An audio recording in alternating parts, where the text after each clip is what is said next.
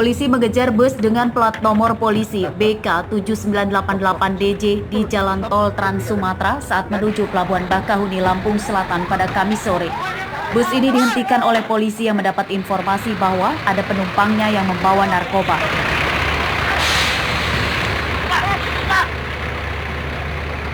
Atur jalan, atur. Gak ada banyak. Bus yang berhenti di pinggir jalan tol Trans Sumatera kilometer 9 Bakahuni, Lampung Selatan ini kemudian digeledah. Dari dalam bus, polisi menemukan 2 koper berisikan 10 kg sabu-sabu.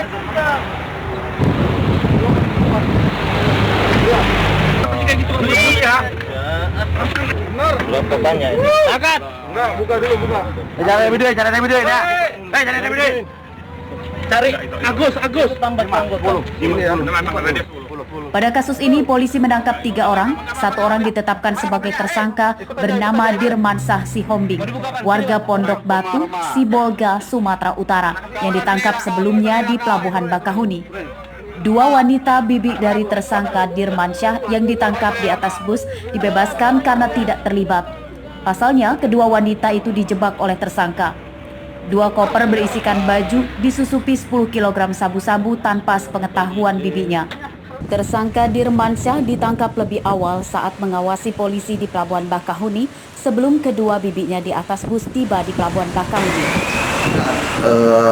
Bersama-sama atau melakukan pengiriman narkotika jenis sabu yang pada saat itu masih berada di belakang atau di jalan tol untuk menuju Bakahuni. Jadi mereka ini melakukan pengamatan terhadap kegiatan polisi dan menunggu lengahnya polisi, begitu. Jadi setelah kita ketahui bahwa ada barang narkotika tersebut yang sedang perjalanan menuju Bakau, akhirnya kita lakukan penyergapan terhadap kendaraan tersebut di tol, dan kita dapatkan di tol Bakauheni kilometer 9. Akhirnya kita temukan bis ALS tersebut, kita hentikan, kita lakukan pemeriksaan, dan memang ditemukan adanya 2 koper berisi 10 bungkus narkotika jenis sabu.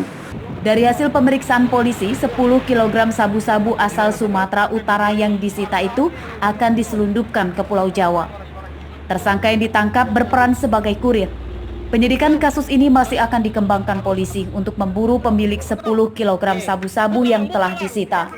Aris Susanto melaporkan dari Lampung Selatan. Cari Agus. Tambah 10.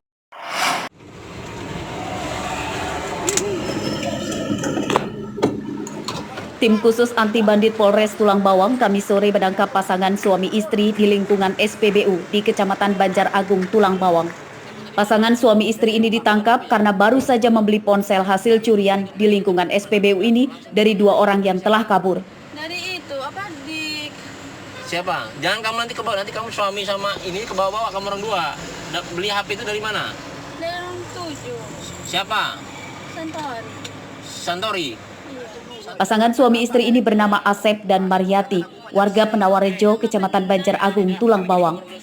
Saat diinterogasi polisi di dalam mobil, Maryati mengaku tidak mengetahui jika ponsel yang baru dibelinya ini merupakan hasil curian dari orang yang menjualnya. Ia pun berdalih membeli ponsel melalui transaksi tukar tambah dengan ponsel lamanya. Kapan siang malam itu? Nomor Santori mana? malam. Saya nggak punya nomornya. Loh, kok bisa ketemu di sana? Kayak nomor HP. Nuri ada HP Nuri? Ada. Tapi itu apa? WA aja. WA. Tapi nggak ada itu belum akunnya belum saya ganti. Hah? Akunnya Kedua penjual ponsel yang telah kabur itu bernama Santori dan Nuri.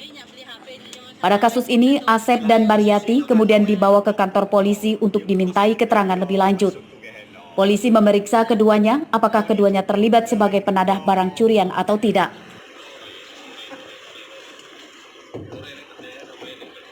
Nurinya kayak Santori.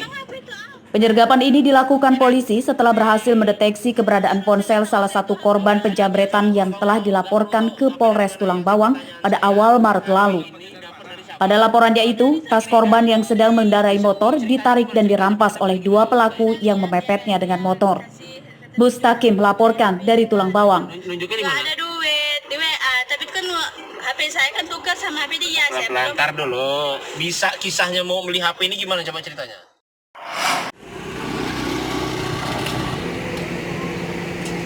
Kasus penyerangan terhadap ulama Syekh Ali Jaber saat berdakwah di Bandar Lampung memasuki agenda sidang putusan di Pengadilan Negeri Tanjung Karang, Bandar Lampung pada Kamis siang.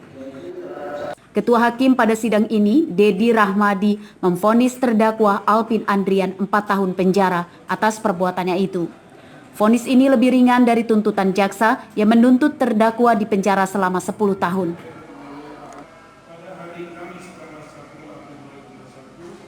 Hal yang meringankan vonis terhadap terdakwa yakni amanat Syekh Ali Jaber sebelum meninggal dunia kepada istrinya yang telah memaafkan terdakwa Alpin Andrian. Amanat almarhum Syekh Ali Jaber itu kemudian dituliskan ke dalam surat yang kemudian dikirimkan kepada Ketua Hakim Dedi Rahmadi.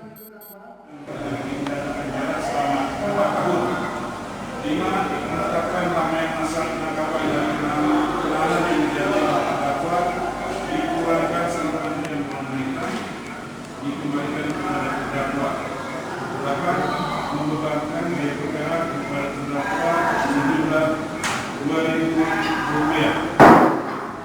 Pada sidang yang digelar secara virtual ini, kuasa hukum terdakwa masih keberatan atas vonis hakim tersebut. Pasalnya, kliennya itu seharusnya bisa dibebaskan dari tuntutan pidana karena mengalami sakit gangguan jiwa. Kami puas bahwa hakim secara objektif menyatakan bahwa Alpin tidak punya niat membunuh, ya.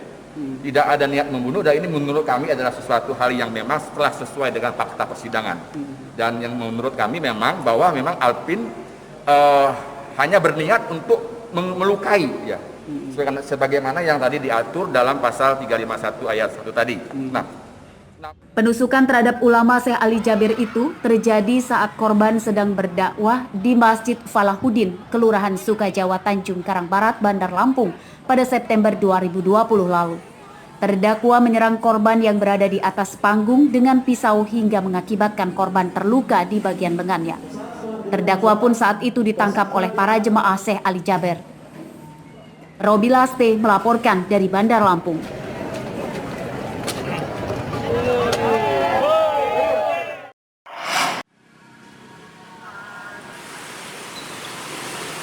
Pemerintah Provinsi Lampung Kamis kemarin atau 1 April 2021 resmi memulai membuka program pemutihan pajak kendaraan bermotor atau PKB. Namun ada syarat yang berbeda pada pemutihan pajak kendaraan tahun ini karena harus menerapkan protokol kesehatan untuk mencegah penularan COVID-19. Jika pada program pemutihan pajak sebelumnya, warga bisa langsung datang ke kantor Samsat, namun tidak pada tahun ini.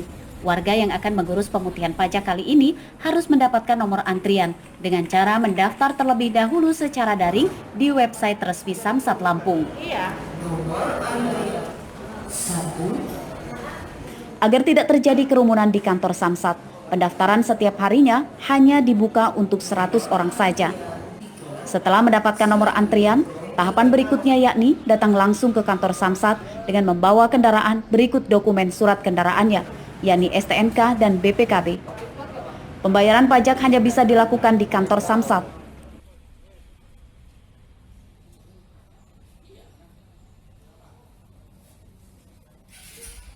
Dalam pelaksanaan program pemutihan pajak, warga yang menunggak pajak kendaraan hanya membayar 1 tahun pajak berjalan, sedangkan denda dan tunggakan pokok pajak sebelumnya dihapus.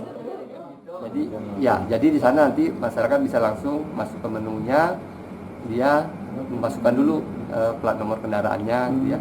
Nanti dia bisa memilih mau mengurus pemutihannya di tanggal berapa. Itu kami buka seminggu tapi. Jadi kita bukanya per minggu. Jadi untuk minggu ini dia bisa ngisi, tapi untuk minggu depan belum kita buka. Kita bukanya nanti Senin. Program pemutihan pajak ini berlaku serentak di kantor Samsat yang ada di 15 kabupaten dan kota di Lampung. Program pemutihan pajak kendaraan dilaksanakan selama 6 bulan, mulai 1 April hingga 31 September 2021. Arsadi Saputra melaporkan dari Bandar Lampung.